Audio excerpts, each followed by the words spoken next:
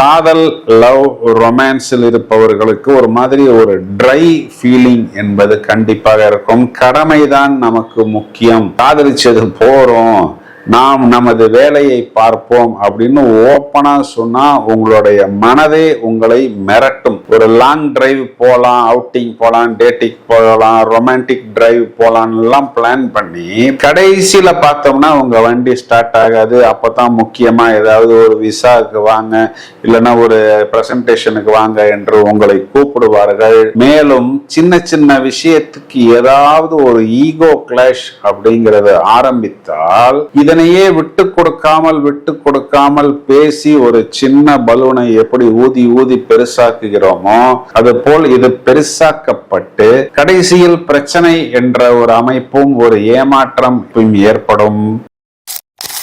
திருமணமான நபர்கள், குறிப்பா திருமணமான பிறகு நிறைய இடங்கள்ல வேற அஃபேரு, வேறு dating, second husband, second wife, வேறு தொடர்புகள் இருக்கக்கூடிய நபர்கள் எல்லாம் கூடுதல் கவனம் எடுத்துக் கொள்ளுங்கள். இதனை நீங்கள் அவாய்ட் பண்ணுவது, ஒருவனுக்கு ஒருத்தியாக வாழ்வதுதான் நம்மளுடைய கலாச்சாரம். ராசியை குரு பார்க்கிறார், பெரிய ரிலீஃப். குருவை நாடி, உங்களுடைய மென்டாரை, உங்களுடைய வெல்விஷரை நாடி நீங்கள் தீர்வுகள் எடுத்துக் கொள்வது. சனிக்கிழமைகளில் ஆஞ்சநேயர் வழிபாடு, நரசிம்மர் வழிபாடு, புதன்கிழமைகளில் பெருமாள் வழிபாடு, யோகா, மெடிடேஷன், தியானம் போன்ற விஷயங்களில் ஈடுபட்டு முன்னேற்றத்தை நோக்கி பயணிக்கும் பொழுது நமக்கு ஏமாற்றம் இருக்காது, கண்டிப்பாக ஏற்றம் தான் வரும். எல்லோரும் வெற்றி பெற வேண்டும் என்ற வாழ்த்துக்களுடன் நாம் நிகழ்ச்சியை தொடங்க இருக்கிறோம். கோச்சாரத்தில் இந்த ஆகஸ்ட் மாதம் முழுவதுமே சுக்கிரன் என்ற கிரகம் நீசமடைய போகிறது. இந்த சுக்கிரன் குறிகாட்டக்கூடியது பொதுவாக காதல், காமம், புனிதமான தாம்பத்தியம், திருமணமானவர்களுக்கு திருமண வாழ்வை சுக்கிரன் குறிகாட்டுகிறார். மேலும் ஆடம்பரம், கலை, வசதி, ஆண்களுக்கு பெண்கள் தொடர்பான விஷயம், நல்ல ட்ரெஸ் பண்ணிக்க கூடியது, இளமை மாறாத தோற்றம், ஒரு வெளியூர் வெளிநாட்டு பயணம், இதில் நமக்கு ஏற்படக்கூடிய ஆடம்பரம், இந்த மாதிரி 5 ஸ்டார் ஹோட்டலுக்கு போவது, அதாவது வாழ்வியலை முழுவதுமாக எதையெல்லாம் அனுபவிக்க வேண்டும் என்று நினைக்கிறார்களோ அது ஒரு திடீர் பணக்கார யோகமாக இருக்கலாம். நல்ல ட்ரெஸ்ஸிங் பண்ணுவது, மேக்கப் செய்து கொள்வது போன்ற விஷயங்களை எல்லாம் சுக்கிரன் குறிகாட்டுகிறார்.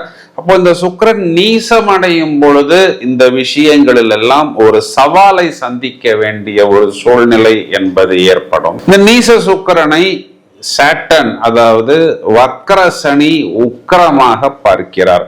அப்போ இந்த சாட்டர்ன் குறிகாட்டக்கூடியது தாமதம், பொறுப்பற்ற நிலை, குதர்க்கமாக பேசுவது, தங்களை தாங்களே தாழ்த்தி கொள்வது, மன அழுத்தம், டிப்ரெஷன், உறவுகளில் சோதனை, தாமதம், டிலே, அதாவது ஒரு விஷயம் நடக்கும் என்று நினைத்து பிறகு அது எதிர்பாராமல் டிலே ஆகி கொண்டிருப்பது, இந்த விஷயங்களை எல்லாம் சாட்டர்ன் குறிகாட்டுகிறது. இதில் வக்ர சனி என்பது இப்பொழுது நாம் சொன்ன இந்த அனைத்து விஷயங்களையும் எதிர்மறையாக கொடுக்கக்கூடியது. இதே சுக்கிரனை மிதுன ராசி மண்டலத்திலிருந்து செவ்வாய் 4ஆம் பார்வைன்னு சொல்லக்கூடிய விஷப்பார்வையாக பார்க்க இருக்கிறார்.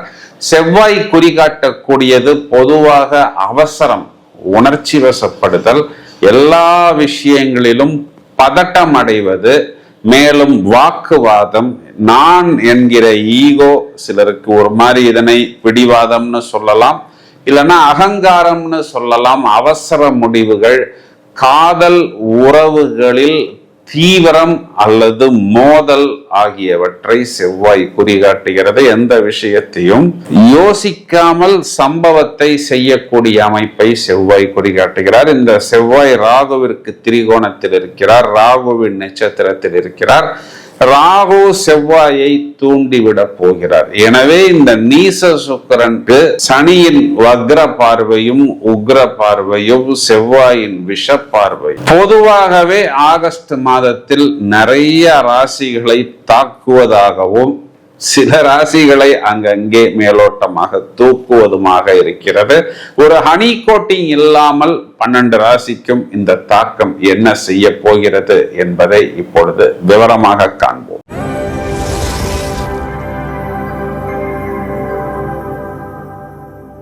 மகர ராசியை எடுத்துக்கொள்வோம். அதாவது இங்க ராசியாதிபதி தான் சாட்டர்ன்.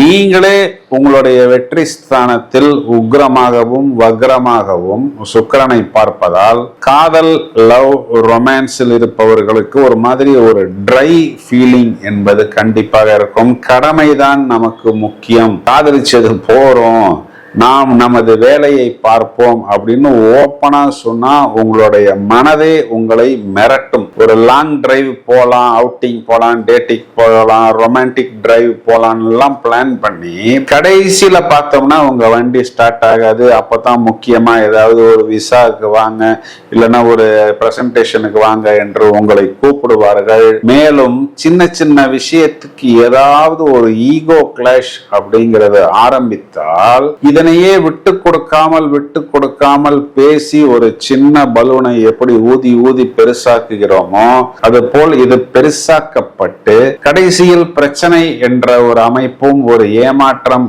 ஏற்படும். முடிவாக ரொமான்ஸுக்கு நோ சொல்லிவிட்டு நாம் வேலையை கவனிக்க போவோம். இதனால் நமக்கு கண்டிப்பாக ஒரு ஏற்றம் வரும் அப்படின்னு மகர ராசிக்காரர்கள், காதலில் இருப்பவர்கள் உணர்வார்கள். ஏன்னா பொதுவாகவே இவர்கள் அந்த உழைப்பு, கடமை, கண்ணியம், கட்டுப்பாடு போன்ற விஷயங்கள்ல ரொம்பவும் குறிப்பாக இருப்பார்கள். காரகத்துவ அடிப்படையில் சுக்கிரன் இங்கு பித்ருஸ்தானத்தில் இருப்பதனால் குறிப்பா நீங்கள் உங்க அப்பா கிட்ட பேசும்போது ரொம்பவும் கூடுதல் கவனம் எடுத்துக்கொள்ள வேண்டும். ஏன் அப்படின்னா இங்கு பித்ருஸ்தானத்தில் சுக்கிரன் நீசம்.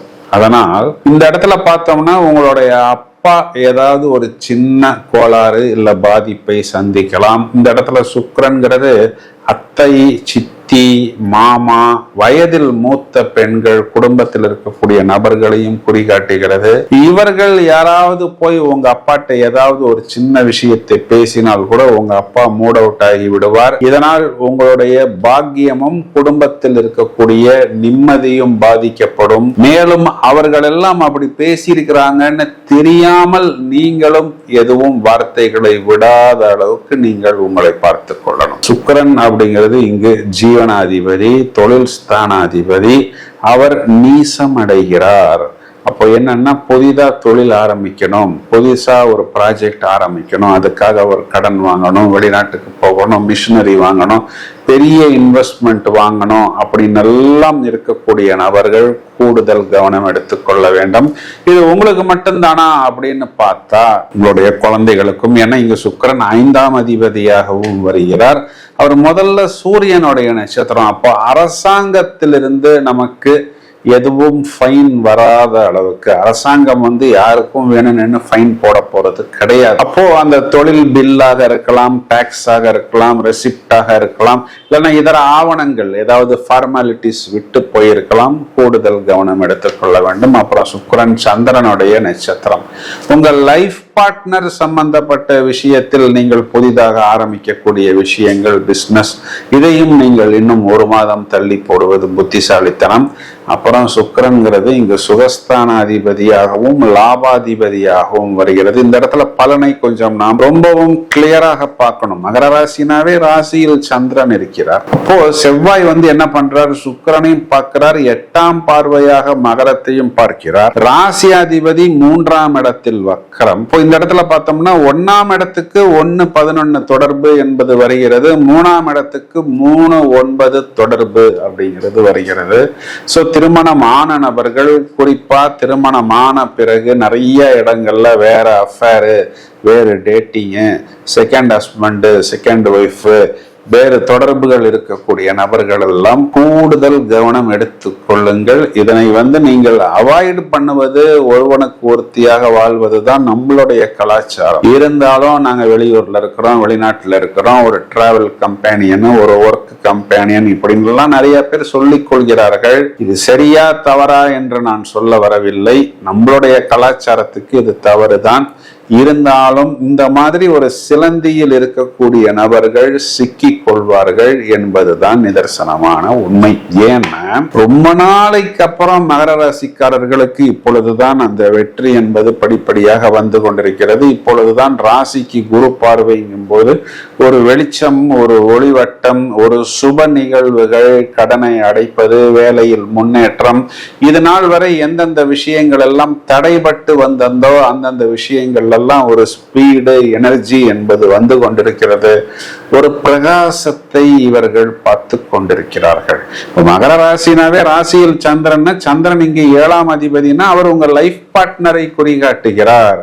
அப்ப அதை யார் பார்க்கிறான்னா செவ்வாய் பார்க்கிறார். 11னாவே இளைய களத்திரம், சுக்கிரன் நீசம்னாவே எக்ஸ்ட்ரா அஃபேரு, ராசியாதிபதி 3ஆம் இடம்ங்கிறது காம திரிகோணம். 3, 9, 1, 11 இது எல்லாமே காம திரிகோணத்தில் வருவதனால் கூடுதல் கவனம் எடுத்துக்கொள்ள வேண்டும். இப்ப நமக்கு ரிலீஃப் என்னன்னா ராசியை குரு பார்க்கிறார், பெரிய ரிலீஃப். இப்போ குருவை நாடி, உங்களுடைய மென்டாரை, உங்களுடைய வெல்விஷரை நாடி நீங்கள் தீர்வுகள் எடுத்துக்கொள்வது. சனிக்கிழமைகளில் ஆஞ்சநேயர் வழிபாடு, நரசிம்மர் வழிபாடு, புதன்கிழமைகளில் பெருமாள் வழிபாடு, யோகா, மெடிடேஷன், தியானம் போன்ற விஷயங்களில் ஈடுபட்டு முன்னேற்றத்தை நோக்கி பயணிக்கும் பொழுது நமக்கு ஏமாற்றம் இருக்காது, கண்டிப்பாக ஏற்றம் தான் வரும் என்பதுதான் நிதர்சனமான உண்மை. சார், நீங்க சொன்னது எல்லாமே எங்களுக்கு ஏதோ கரண்ட் போனது போல், பல்பு ஃபியூஸ் போனது போல், ஒரு பலூன்ல காத்து போனது போல் தான் இருக்கிறது என்று நீங்கள் சொல்வது எனக்கு புரிகிறது. இந்த நீச சுக்கிரனை பற்றி நாம் பேசும் பொழுது அதற்குண்டான பலன்கள் இதுதான். சார், இப்பதான் நாங்க காதலிக்கவே ஆரம்பிச்சிருக்கிறோம், கல்யாணம் தான் கட்டிக்கிட்டு ஓடி போலாமா இல்ல ஓடி போய் கல்யாணம் தான் கட்டிக்கலாமா அப்படின்னு யோசிச்சுக்கிட்டு இருக்கிறோம் சார் என்று நீங்கள் சொல்வது எனக்கு நன்றாக புரிகிறது. இந்த சுக்கிரன் கன்னிராசி மண்டலத்தை கடக்கும் வரை கொஞ்சம் பொறுமையாக காத்திருப்பதுதான் புத்திசாலித்தனம். இந்த ஆகஸ்ட் முடிந்து செப்டம்பர் வரும் பொழுது இதே சுக்கிரன் என்பவர் துலா ராசியில் ஆட்சியாக போகிறார். அப்பொழுது நீங்கள் எதையெல்லாம் இழக்கிறீர்களோ அவையெல்லாம் 1க்கு 2ஆக வரும். என துளாராசி மண்டலத்தில் சுக்கிரன் ராகுவின் நட்சத்திரத்தில் பயணிக்க போகிறார். இந்த ராகு என்பவர் சுக்கிரனுக்கு திரிகோணமாகவும், சுக்கிரன் என்பவர் ராகுவிற்கு திரிகோணமாகவும் வருகிறார். அப்போ இந்த காதல், காமம் போன்ற விஷயங்கள் எல்லாம் 1க்கு 10ஆக வரும். இந்த விஷயங்களை எல்லாம் திரும்பவும் 12 ராசிக்கு 12 வீடியோக்களாக பட்டையை கலப்புவதற்கு தயாராக இருக்கிறோம். இந்த பதிவை உங்களது நண்பர்களுக்கும் உறவினர்களுக்கும் ஷேர் செய்யுங்கள். தொடர்ந்து இணைப்பில் இருங்கள். வாழ்த்துக்கள். Thank you friends.